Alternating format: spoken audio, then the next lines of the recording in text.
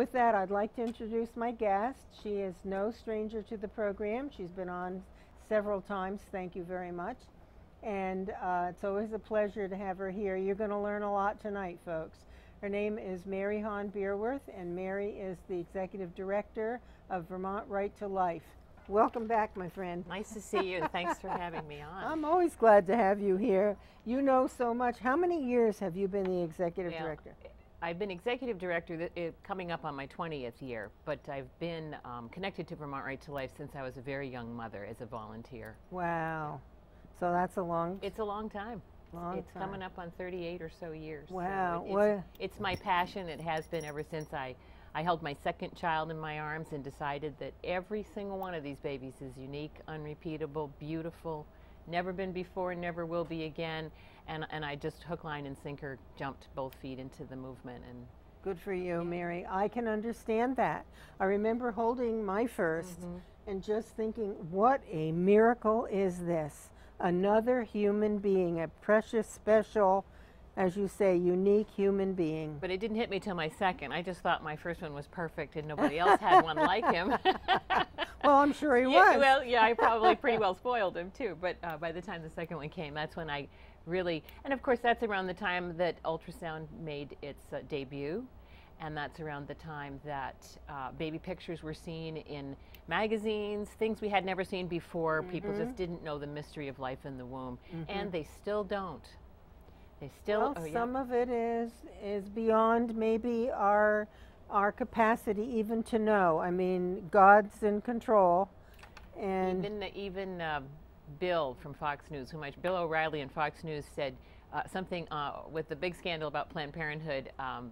They want babies older than 12 weeks because the organs aren't formed yet. And of course he was told then, oh yes, they are at 12 weeks, fully formed. So these are all things that are news to people.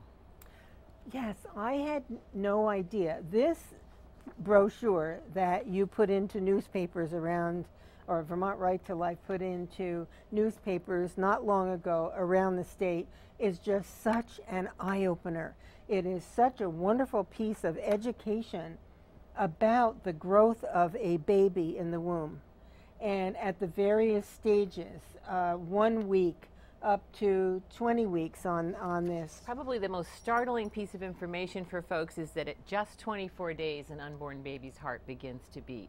Yes. Isn't that, it's just something that people can't quite take in until they hear it many, many times. I know. So we developed this brochure. It's for January. It went into 27 newspapers, 190-something thousand copies reached Vermonters. Wow. And we're going to have a brand new flyer next year full of the same kind of positive pro-life information with a particular focus next year on adoption. Because it's really time to take another look at adoption when you're talking about choices. Well, yes, and because we don't have a high birth rate in this country, was it 1.8 babies per family? And you have people of other cultures producing babies at, 8 per family. We need to have, we're just at enough of a birth rate to barely sustain our population. But even worse here in Vermont, we take the top prize for the lowest birth rate in the nation. I think we're closely tied to Planned Parenthood, but we're right there at the bottom. Yeah. Do you know, Mary, how many abortions are done by Planned Parenthood in a year in Vermont? Yes, I do have close numbers. They do 90% of all the abortions that are done here in the state. And we're really happy to say that number has dropped precipitously since the 1980s. So in the 1980s, they were doing something like 3,500 abortions a year in all the providers in the state of Vermont. The providers have narrowed down. Planned Parenthood has 12 freestanding clinics in Vermont, which is, I believe, more per capita than California. Our neighbors in New Hampshire only have 4 clinics, but we have 12. Wow. And they do 90% of the abortions that are done in the state. Now, so for a number, I mentioned 3,500 in the 1980s, and the numbers are not up to date, but in 2013, that number has dropped to 1,214. Still a sad number, 1,214 babies in Vermont. It's hard for me to get my mind around that because I was thinking about it today as I was driving around doing my errands and thinking, you know what? first of all, it didn't occur to me to have sex. Okay, when I was a young girl in school, it was just not something that most of us did. I'm sure some did. But you were encouraged in that course of action by your parents, Oh. by your minister, by your police officer, by your teacher, by your principal, by your health By education. scouts. See, now, in Girl Scouts, now it's a flip side, and Planned Parenthood is in charge of much of the sex education materials. Well, they have a shouldn't be in highly- the schools. They can't, they don't go, yeah, they know better than to do that. They educate the educator. And they have these retreats for the health educators. Their name, Planned Parenthood, is no longer on any information distributed in the school. But they locate their clinics very close to the schools, and they have a very casual, highly sexualized attitude toward the sex among our youngest teenagers. So that's it. Now, they've been able to have that kind of a reach into your child's life because of their taxpayer funding. So Tell me how that works. well, their Title X family planning money was opened up in the 1970s, I believe under the Carter administration. And it released millions of dollars into the environment to help do sex education for children and to prevent unwanted pregnancies. Yeah, Now, those two don't go together. Well, and the interesting thing is back then, there might have been more of a need. Certainly now, with contraception that's available over the counter and every doctor and every healthcare clinic able to prescribe whatever contraception, it's just so massively readily available that it's no longer, Planned Parenthoods are no longer a necessary part. However, when that door opened up for all the funding, Planned Parenthood stood in line and got the massive amounts of funding, especially here in Vermont. Most states move the money around to different providers and different outlets. In Vermont, the entire $1.5 million goes to the Vermont Health Department and is awarded entirely to Planned Parenthood of Vermont. And then under 500,000, right? It's 1.5 million From Vermont? from Vermont. Oh, I didn't think it was that much. No, their total take as a national chain, which is an enormous chain responsible for 1/3 of all abortions, they receive nearly $500 million total in state and federal funds. But So, no, it's more than $500 million.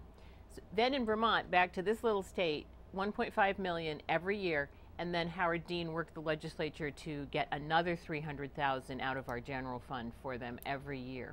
So it's 1.5 plus 3? Plus the 300,000. Wait a minute. Okay. So just 1.8 million altogether. Now, sadly, we have community health centers that are more all-encompassing healthcare facilities. the FQHCs, the federally qualified health Yes. centers? Yeah. And you have the community centers that you see there, or you can even see some community practices that have integrated. They're all fully capable and better equipped to deal with the whole person. Planned Parenthood has some testing that they can do on their, like they'll say they can do a breast exam. Well, that's just a self-exam. There are no mammograms. I was thinking the same No thing. mammograms. And so this money could actually go to providing a more full and complete healthcare provider for women. Yes. For women. So they're more narrow. Planned Parenthood is more narrowly focused on contraception, STD treatment, and abortion. Wait a minute, I'll write that. One contraception. Yeah. Okay, but they're obviously failing in the contraception aspect if they're doing this many abortions.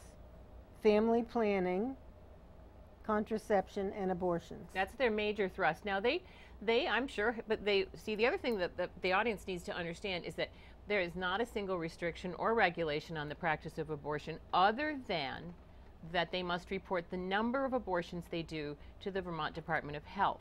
So that means they don't need to have doctors providing the services, and they don't. They have a heavy reliance on non-physicians, nurse practitioners, nurse midwives, and physician assistants.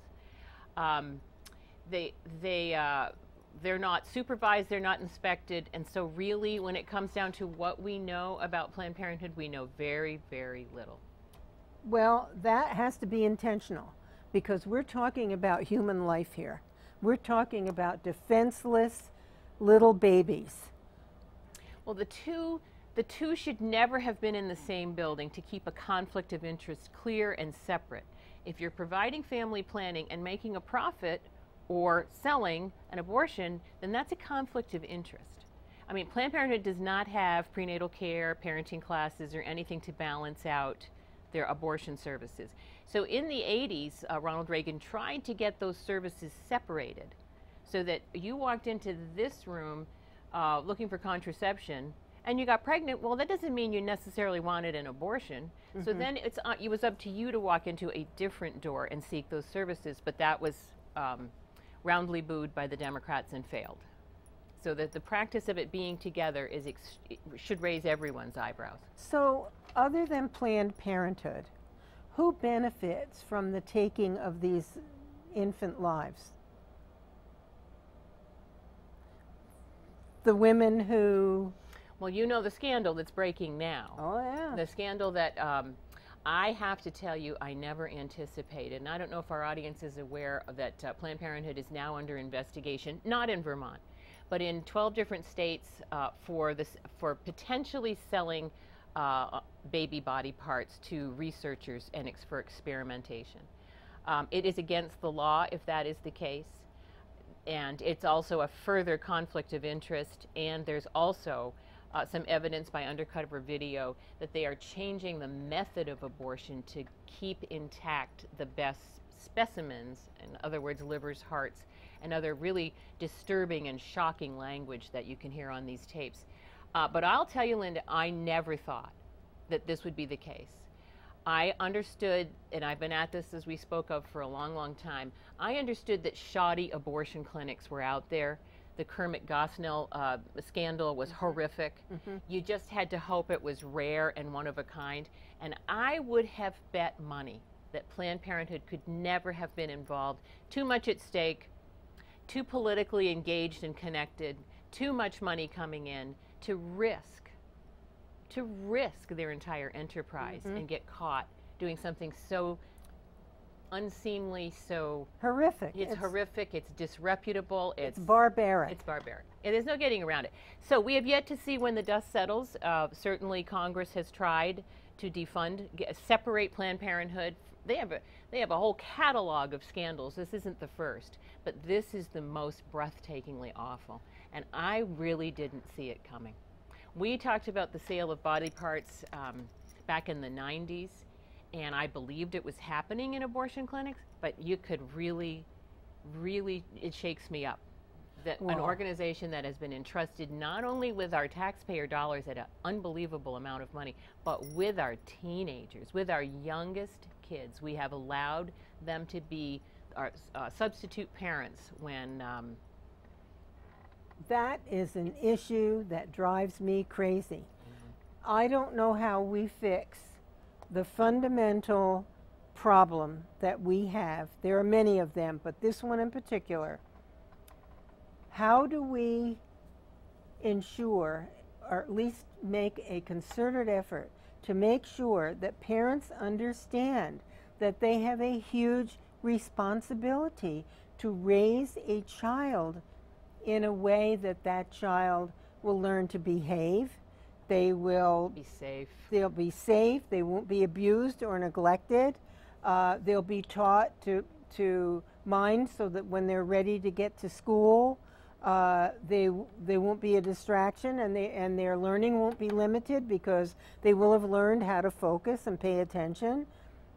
Why do we have such a problem with that? Why do we have so many adults who are failing? I think it goes back to what we talked about earlier, where you could trust your principal, your healthcare, and I know lots and lots of good people work in the schools, but it's no longer a let's keep Mary Beerworth's daughter safe and give her that phone call if we think she's hanging around with maybe the wrong crowd.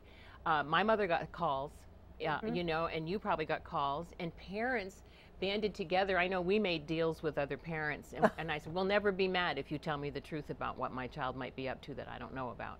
And so, but we've lost some of that, and I think that the trust relationship, and we don't know that we're being undermined with this highly sexualized. I mean, before mothers can even find out, their 12-year-olds have more information about sexual experiences than we even knew about.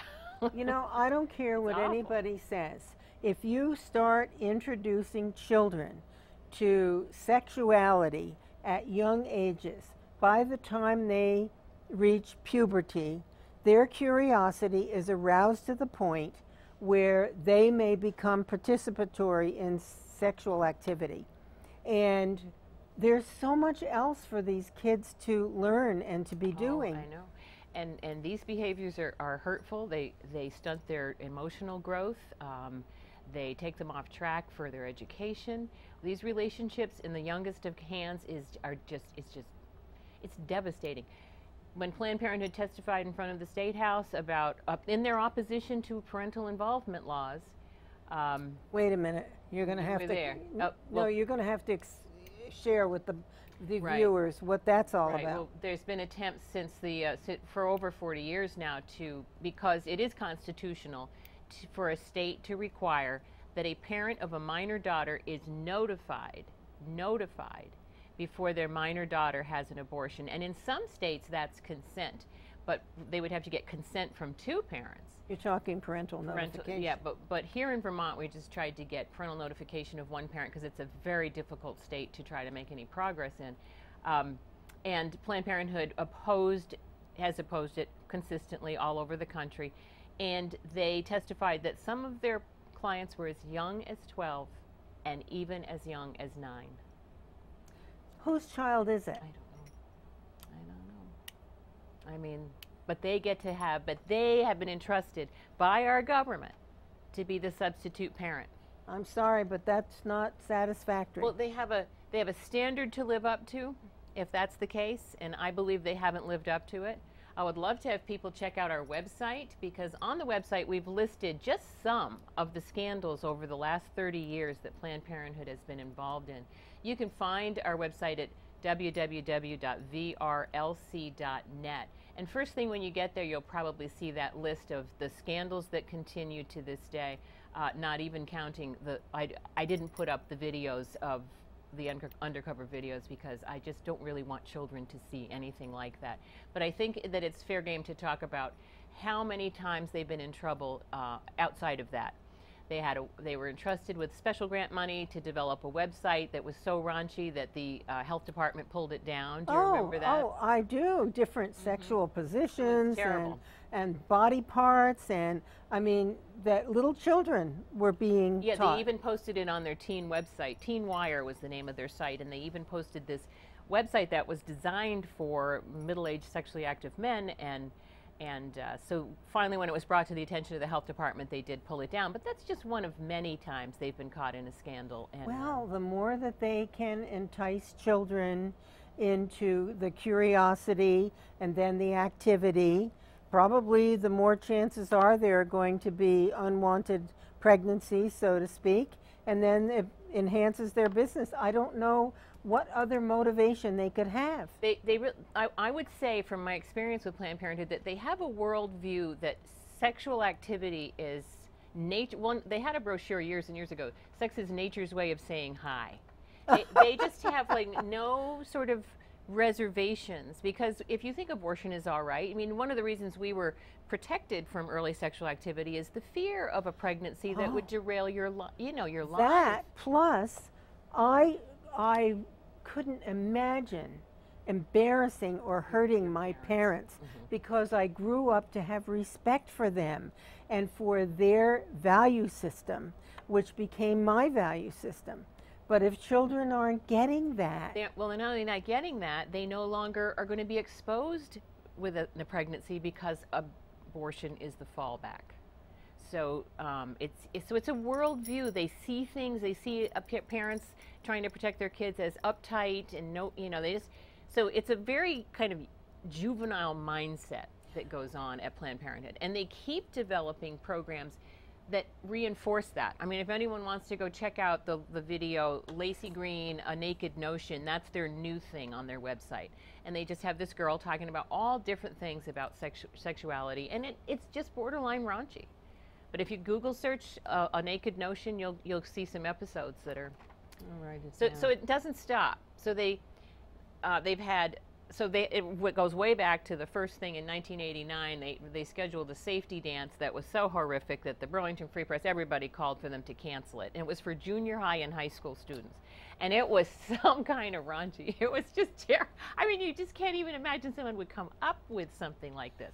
That was canceled. They were humiliated. Then it goes on, and they keep doing the same sorts of things. So it becomes They're a pattern. propagating this from generation to generation. Why? Well, certainly in Vermont, they're allowed to get away with it. They're actually supported in that. Planned Parenthood has endorsed. Now, one of the things that goes on is because they have this base of money that comes in to help run their clinics, which I wonder how many of these community health centers would like a chunk of that change to put them in the black. But anyway, they have that kind of money to support the underlying, the housing, the rentals, the equipment. And then they can go out and privately fundraise so that they can be active at election time. So Bernie Sanders, Patrick Leahy, and every higher office elected official in Vermont benefits with their support at election time. So they can keep that money coming in and no scrutiny over their services. And so that's, I mean, it's the way it is. So on this recent vote to defund, it was a Senate vote? It was a Senate vote. Yeah. To defund 1881, I think it was, Yes, S 1881, to defund Planned Parenthood. Our two senators voted No. They voted to protect the funds. And it's very important for your listeners to understand that the 1881 was very specific to take the money away from Planned Parenthood and make sure that every dollar of that money was given to local services in every community to support care for women, specialized care for women. And Bernie Sanders is a big advocate and sponsor of these federally qualified health centers. Yes, he is. And the last I knew, we had maybe 8 or more in our own state. We have a lot. 8 to 12 I somewhere? think it might even be closer to 12. There's 12 Planned Parenthood clinics. And also Bernie Sanders is, well, it's interesting. He opposes the big corporations. We're talking some very serious money here at Planned Parenthood. Their CEO, Cecile Richards, earns nearly $600,000 a year. And that's just her salary. He's against the big corporations. He's against big money at election time. Surely people need to know at least $10 million went from Planned Parenthood to electing Barack Obama, if not double that. And then he's supposed to be for the little guy, and that really strikes me as ironic, since certainly those little babies are not finding any friend in Bernie Sanders. So it's exhausting. It is exhausting. I don't know. All you can just do is try. All you can do is try. All we can do is let the people know what's going on, encourage them to talk in a positive and a healthy way with their children and grandchildren, and to not try to sexualize them at an early age. There's so much else for these young people to do. They need to be warned. They really need to be warned what a destructive life force it is. Very destructive. I'm convinced, regardless of party, I believe that a vast majority of those serving in our U.S. House of Representatives and Senate are either bought or they're threatened. I really do, because this country would not be run the way it is run in most ways if these people were doing what the founders believed and created for this nation to be, an honorable nation, of people, responsible people.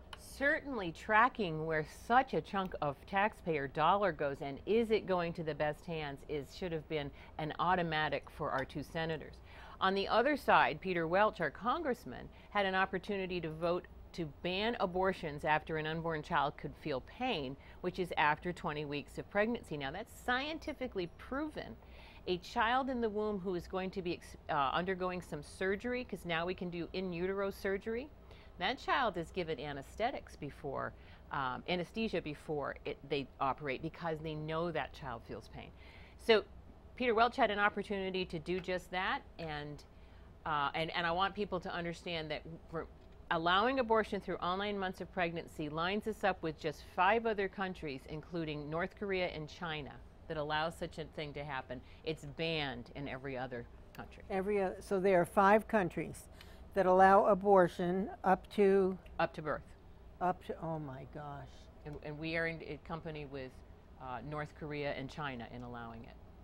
Well, that doesn't say much for us, does it? As a nation that has the right to life. I know, a first guaranteed right. Absolutely, the very first one. And that's where we take our name from. I guess I heard the phone, but I guess we didn't get a caller. Okay. Caller, folks, if you'd like to call in, the phone line should be open, and the number is 527-6449. We'd like to hear your opinion, your comments, your questions on this very, very critically important topic. Oh, looks like we have a caller. So that was timely. That was timely. Welcome to the show, Diane. Well, good evening to my dear friends, Mary Hahn and Linda. And this is a subject that so many people have no clue what's going on with Planned Parenthood. And I feel so happy that all of this has come out in the open big time about the fetal part. And they use all the words fetal. It's a child. It's a baby in the womb. You know, they can put any word they want attached to it, but it's a living human being created by God, and they're cutting it up and using it to do other things. And that's the basis, and it's murder. And all of these politicians like Leahy and Welch and the other one, and Leahy, being a Catholic, should have been excommunicated a long time ago. But they're afraid to do that because follow the money, as far as I'm concerned. You know, Diane, a new tape was released today. I would encourage anyone to just keep on contacting all 3 of your congressmen. Stay on them. I called all 3 of their offices and asked them to support defunding Planned Parenthood. Well, they're going to have more opportunities because it's not going to go away. Good, and I'm happy about that. It's about time. I mean, look at the years people have chained themselves to abortion clinics to protest that. Look at the people that have been out in the streets, and I'm sure some people are listening. But this is the evil that is being exposed, and it's coming into the light, and people are awakening, so to speak, and they didn't want to deal with it. And when you don't want to deal with it, you don't talk about it. You shove it under the rug, and that's about it. Yep, do it in the darkness. In the darkness, and everything that's evil is done in the dark, and anything that's good and truthful is done in the light. And as our pastor says often, it's up to us as individuals to be the light, to shine our light in the darkness of this world. Yeah, and we can be very, very, very, very thankful for Mary Hans Beersworth. Yes, that we can. lady, our friend, has dedicated her life to God's children, the unborn. Everyone knows how hard she works to bring the truth and the light to the average human person out there. And I've known her for a long time, and our hats go off to you, and you're in our prayers because every child, what do we have, 1,300 babies that are killed in Vermont? Nearly, yep. Yeah, and there's options. There's adoption. There is places and people that are willing to help people. That's really true. I just want to share a real quick story with you. Linda knows about this. Years ago, we rented an apartment to a young girl that was a teenager. She was pregnant, and the churches helped her get whatever she needed. She had her baby. She continued to go back to school. We kept in touch with her, and she finished her college, and her child grew up and went to Norwich and had 2 degrees that she graduated with. And when she graduated from Norwich, we got a call to go to her party at her home and meet her. Oh, how wonderful is that? That's nice, Diane. But that girl struggled so hard. But it was the church people and the average people that came to her and helped her save that child. And that girl today had that child, that little girl, and she went on to college, and she is I don't know if it's an engineer or something to do with chemistry, but I forget. But that's what God can create. Well, yes, that's an excellent example of a positive outcome because people care and they do rise to the occasion and lend support and comfort and guidance to, I'm sure, I've never been in the position, but I'm sure it's very frightening. I've been in other frightening situations, but not this particular type of thing. And I'm sure as a young girl wondering, what are my parents going to say? What are my friends going to say? How I'm not ready to take care of a baby. I want to live my own life. And I say, I've said to you before, Mary, I believe in choice, but the choice has to come before you have the sex. You make a decision that when you're ready to have sex, that you're prepared for the possibility that a pregnancy could ensue and that you are responsible for that child. Or that you have an option to go to a place like CareNet. Yeah, which I wanted to say is right around the corner from here. Yes, right near the school, actually. And a place where there's great support. And I've never been to CareNet. I just know an idea. So maybe you could talk some more about that. Diane, are you still there? Yes, I am, but I'm going to get off and let Mary and you talk because my blood pressure's up. Well, we'll try to calm it, but I'm not making any promises. Did you give her the potpourri? I did. All right, Thank you, Diane. Thanks. She's such a she is. She's a ticket. Yes. So it is important to know that CareNet, and there are nearly as many CareNet pregnancy services centers in Vermont as there are Planned Parenthoods, and they are staffed by full-time and volunteers, and they're there to just walk you right through all of this. I should have them on the show. You should have them on the show, and really, Linda, you should take a tour of their facility. They're just wonderful folks, and they have helped a lot of people. It's real, genuine help.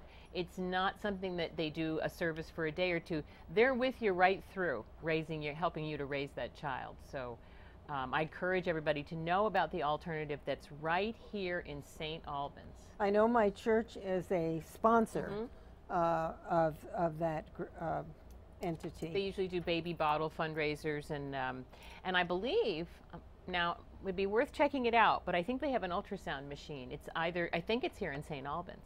Nothing will convince a young woman and the father of the baby quicker than seeing that little tiny heartbeat. And it's like we said, right on that first ultrasound, you're going to hear and see the pulsing little heartbeat, and it's something you got to live with. It's a living thing. That's right. And this brochure, folks, if you have not seen it, what science tells us about the preborn, and it tells you. We have another caller. I'll be right with you, caller. But it tells you. At 7 weeks, the unborn baby has complete fingers, toes, and ears. Just 7 weeks. 7 weeks. You hardly know you're pregnant. Now, there's a PDF of this on our website, www.vrlc.net, if you wanted to see the one we are talking about. The new one will come out in January, but this is available on our website. Okay, caller, thanks for checking in. What's on your mind tonight?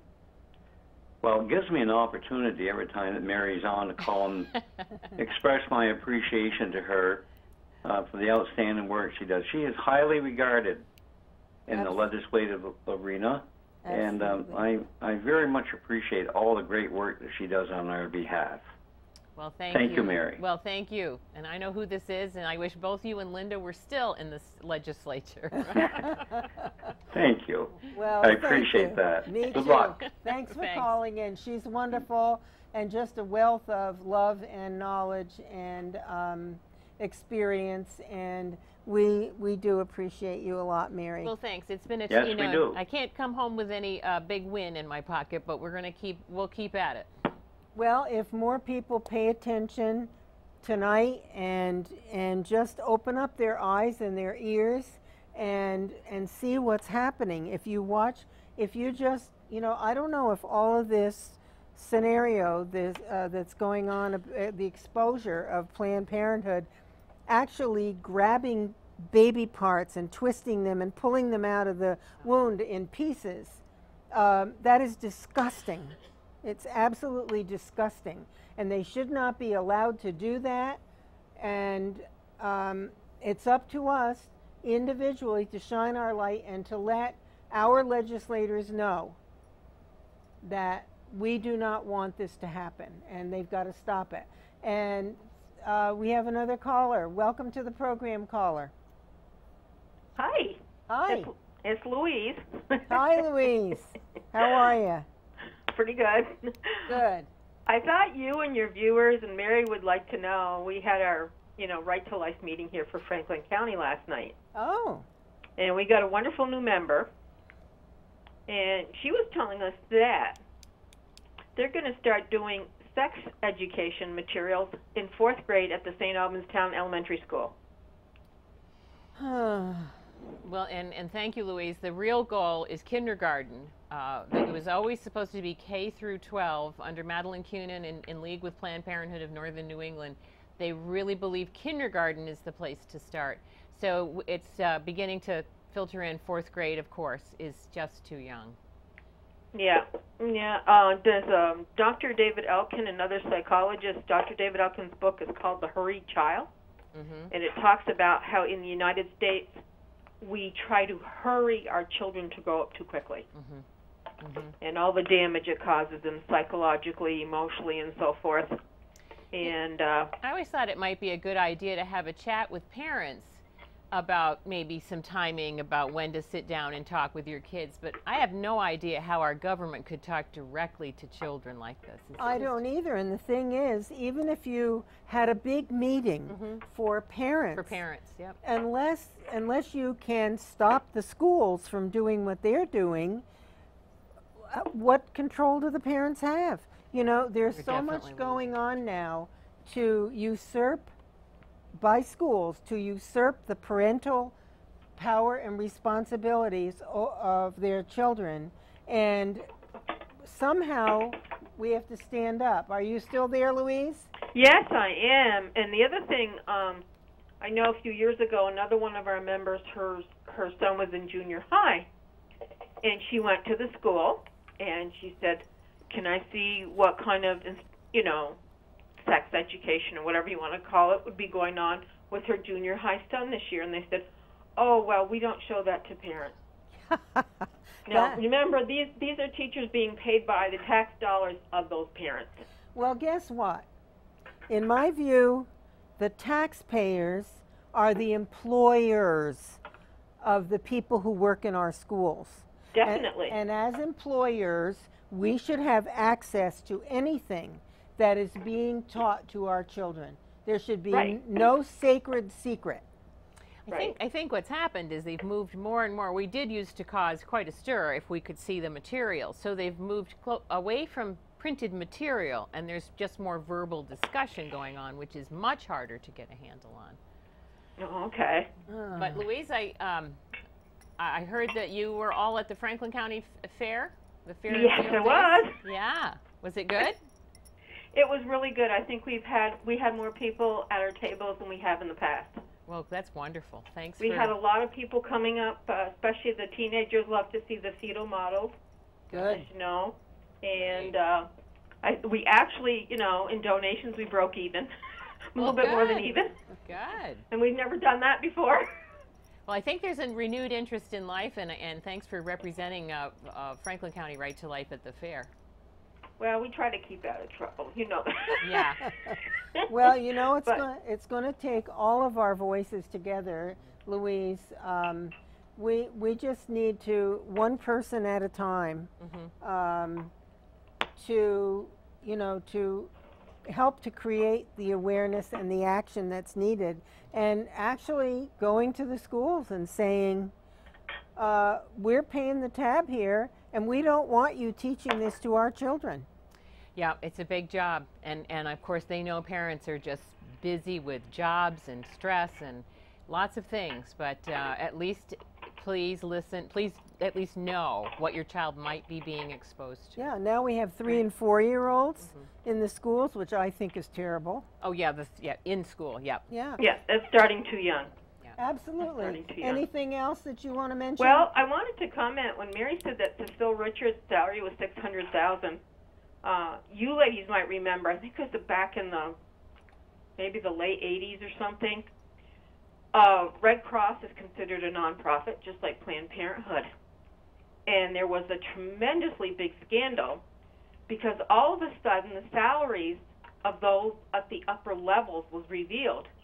Now, if you're a nonprofit, you can equate that with being a charity organization, and people were up in arms about the salaries they were making. So if Cecile Richards is making $600,000, I wonder what, like, the director for the New England region of Planned Parenthood is making, and so forth. Interestingly enough, she makes about $160,000, not counting her benefits. It's plus. Mm-hmm. And you know what, one disturbing thing among many is that we're paying for this. Well, that's it. You know, excuse me, but this is supposed to be for benefits for women, not to line their pockets. Well, even more interesting, Louise, when Planned Parenthood needed to make sure that our good friend Brian Doobie never became governor, Planned Parenthood moved in a political operative from Chicago. His name is Steve Trombley, and they doubled his salary. So talk about a war on women. They let the woman that was there in the job go. They paid him double plus, and then he proceeded to illegally raise and spend the money. Eventually, Planned Parenthood was fined $30,000 by our Attorney General for illegally raising and spending the kind of money that was needed to run misleading ads against Brian Doobie in the last 2 weeks of the campaign. Now, they had been tied up until those ads started to run. And then we can hear your motions. So anyway, Peter Shumlin won by just a mere 4,000 votes. And then, and it even gets worse. And then after that, the gal who signed the illegal paperwork, Jill Krawinski, was then appointed by Shumlin to an open seat and now has a legislative seat and keeps her job at Planned Parenthood. You know, talk about a war on women, which I don't believe in anyway. Get over yourself, grow up, become a positive force in the world, and stand up for your own rights. This is all a big farce, this war on women. I just don't buy it. I never have. I never expected anybody else to stand up for me. Mm-hmm. It was my job. Mm-hmm. Yeah, but the war against women is really being fought by the Democrats against women because we know so many of these, I mean, all abortion clinics in the U.S. don't have to meet the same regulations as the, Clear Choice you go in here, or the one at the hospital, or the one at the Georgia Health Center. They don't have to show proof that people are properly trained. They don't have a cleanliness standard. They don't have a bunch of stuff, and they don't have surprise inspections. Now, how come abortion clinics get this special treatment, but all the other health clinics have to do that? See, I wouldn't know that, Louise. Do you think they all do have to meet a standard? Yeah. Okay. Well, So, there are a lot of avenues to attack. Mm-hmm. Right, and you were saying how Planned Parenthood gets all this money from the federal government, but the other health clinics don't. Isn't that favoritism, almost like a prejudice? Yeah, it's like a monopoly on the funds. Yeah. No question about it, and it's kind of an insider deal. No question, what is called for is an investigation. I have to tell you, I have no hope that there will be a leader in Vermont who will call for an investigation of Planned Parenthood here. We'll have to look to other states like Texas and even Massachusetts, by the way. They're going to investigate. And there's going to be a congressional investigation as well. Stay tuned. I think this story is going to have legs, as they say in show business, and I also think it's going to get worse than what we know. You mean the exposés? I think that we're going to find out even worse. Yeah. Because there's still about 10 more films to come out. What could be worse? I mean, you know what? I wondered this. Do you think Planned Parenthood had the idea, well, we're aborting these lives anyway, we're taking the lives of these babies anyway, how can what other way can we expand our funding? What about this? Or do you think that some science group or business came to them and said, you know, we need hearts and kidneys. Well, and I wouldn't be able to know that. From the undercover video, Planned Parenthood is being approached by a buyer in human fetal tissue and parts. They're being approached and asked. Is that United States? Yeah, in the United States, yeah. Huh. So I wouldn't know which came first. But believe me, the debate about body parts has gone back to at least the early 90s, and the whole debate over partial birth abortion. And as I said earlier in the program, we've always known it was going on. It's just we really didn't see Planned Parenthood in it. And this is such a blight on our culture, on our values, on what America stands for: life, liberty, and the pursuit of happiness, and so much more. And we're just throwing it all away. Well, and it's turned on its head what we were told. It's the classic bait and switch. We were told that it would be a private decision between a woman, her doctor, and her God. How could the average person ever understand that a chain of abortion clinics would not be have the best interest of the woman at heart? You picture a file folder, a doctor who's known her for years and is going to stay with her, and they're together, they're helping make a critical decision. No, this is more like a drive-by sort of a situation. Most women who have an abortion don't go back to Planned Parenthood. There's no integrity in the system. Well, it doesn't look it right now. And the other thing that I always say when I have an opportunity is that most women who come to us and tell us how bitterly and deeply they regret their abortion, they always say, I felt I had no choice. Yeah. So we failed them. That's the real war. I'll have to get Karen on the show here and let people see this. Anything else? Okay, I'll just keep talking. Thank you. Okay, Bye, thanks for the Bye-bye. call. I don't know if anyone else wants to call, but we have 5 more minutes or so when you can call in. The last 5 minutes we don't accept calls. It makes it easier here to wind down the show. But the number again is 527-6449. What else, Mary? We have about 10 minutes left. What would you like to focus on? One thing that I'm always copying stuff and making notes, physician-assisted suicide. Right. Act 39. Act 39. They've been pushing to legalize assisted suicide in Vermont since 1976. It got nowhere, and then the debate heated up in the late 90s, and certainly in the last few years it has been an avalanche of out-of-state money pushing that really have euthanasia motives at heart. So we've had, according to the latest news releases, there are 11 prescriptions that have been written in 2 years and 3 months of the law being in place. Now, supposedly lots and lots and lots and lots of people wanted to use this law. 11 prescriptions, but only, as far as anyone knows, 4 people have ended their lives in all this time.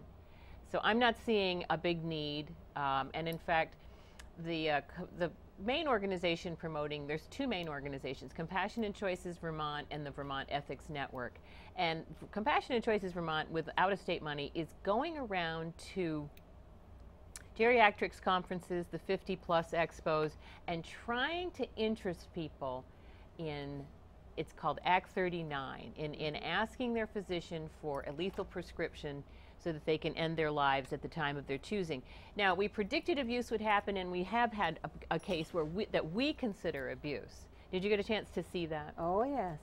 So an elderly woman, 90 years old, in a rehab home, just recovering from a broken wrist and some bruises from falling, was repeatedly approached, no terminal diagnosis, and was repeatedly approached, are you in pain? Are you depressed? Do you know that you can use Act 39? So that's a complete abuse of the premise. And you don't have to bring it to your family's attention, according to this.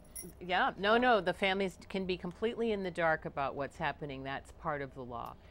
She was told she had a right to use the act to take her life. And never when her family was around. This is a family that would not be interested in any kind of suicide, and they would be very interested in protecting their mother from anything like this.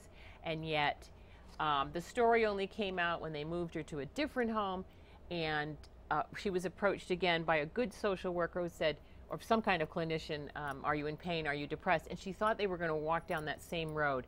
And this time family was in the room. So they were able to finally understand why she had been was so agitated. agitated. When they approached her, she thought she was going to be pushed again to try to take her life. What is it? Well, and there's two levels. They don't just want to maybe overtly push you to take your life, but they want to make sure you know you have that right for when the time comes. So they're planting seeds in your mind, which you might not otherwise know about. I mean, so was this, again, the bait and switch? We were told it would be about patient choice, about physician choice to be involved. And now we're finding that none of those things were true. That doctors are being told they have a duty to positively inform a patient of this act. So, and also that the patient may not have choices either. So again, you know, something I've thought about, Mary, and that is, and I want to say this to the viewers: be careful what you say to your healthcare providers, because I see my list on the Fletcher Allen website of, you know, all the things, you know, the medications I take, the diagnoses I have, all of that. And if you say, well, I'm depressed, or you know, I'm lonely, or whatever, it goes on there, and then, you know, who knows? but those are the conversations you really should be able to have with your physician. They should be confidential. Private. Right. The doctor-patient relationship is totally threatened these days. Well, and Act 39 threatens that trust level between a clinician and his or her patient. It's really, it's an intrusion into the private conversations, and we tried our best. The bill became law only very narrowly, with high pressure from a Governor Shumlin, who made it one of his 4 top priorities. I don't think they couldn't have passed the bill the year before, and they wouldn't have been able to pass it this year. They were able to grab that one little window of opportunity. We're down to the last 3 minutes or so, Mary, but I keep wondering why that all of the activity that takes place in Montpelier seems to revolve around social issues, instead of straightening out the financial disaster and the job disaster and all of the taxes and regulations and the driving out of businesses out of the state, driving young people out of the state, driving senior citizens who have money out of the state. And we've lost like 6 or 7 businesses up here. It's really terrible. It's terrible. But you look back, and they had an agenda to get a state to be the first state in the nation to pass assisted suicide legislation. It was going to be the springboard for the country. They came, Compassion & Choices out of Colorado, spread money around, maximum amount allowed to every candidate that they thought they could have, and they got to work on their behalf. And I do want to say, in a positive note, even though all that money was spent in Vermont, even though they got their first state, not a single state has followed suit in the 2 years since. So I think they ought to ban out-of-state money coming in nice? as lobbying money. They'd find an indirect way to get it to them anyway, I'm sure. But the top 10 most amount of money spent on issues, you will see, got their way, got their way, got their way. And it was around 200, 300,000, which is very cheap. If you're looking to buy a state and you're a national organization, that isn't very much money. Well, Vermont's determined to be the first renewable energy state, the first single-payer health care state. You know, how about just taking care of business and keeping us a fiscally sound state where people can thrive on their own without government dependence? That would be really nice, folks. I'm sorry, but I can't stand it anymore. Well, it's really hard, and it's hard to go to the State House, but I invite anyone who wants to come down and maybe next year participate. Come on down. Hey, we're winding down. Yes. Mary, thanks so much. For God having bless me. you. God bless you too. Thank you. And folks, thanks for tuning in. I hope you learned a lot tonight about what's going on that needs to be repaired, and it's going to take all of us shining our light into the darkness of the problems that are occurring in this state and in this country. So I'm counting on you. Have a great week, and I'll have another great guest next week. Good night.